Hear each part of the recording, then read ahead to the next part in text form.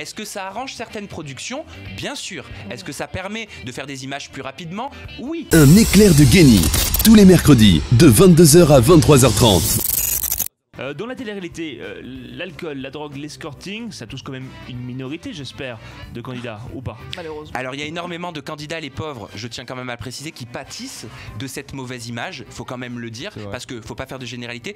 Tous les candidats de télé-réalité ne se droguent pas, tous les candidats de télé-réalité ne se mettent pas des murges à être par terre et à faire des comas éthyliques. Maintenant, est-ce que c'est déjà arrivé? Oui. Est-ce que ça arrange certaines productions? Bien sûr. Est-ce que ça permet de faire des images plus rapidement? Oui. Voilà, tu sais, la télé-réalité, tu me posais la question en rebondissant sur pourquoi je l'aime autant que je la déteste.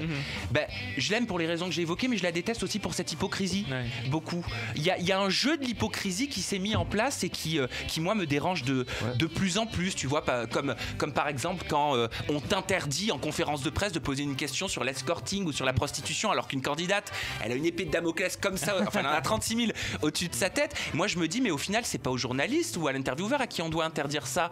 Le problème, il vient dans ce cas-là de la base, du casting. Pourquoi empêcher un journaliste de poser des questions? Parce qu'on a des choses à cacher peut-être? Bah sûrement, ouais. La nuit, il vous illumine. Un éclair de génie, tous les mercredis, de 22h à 23h30.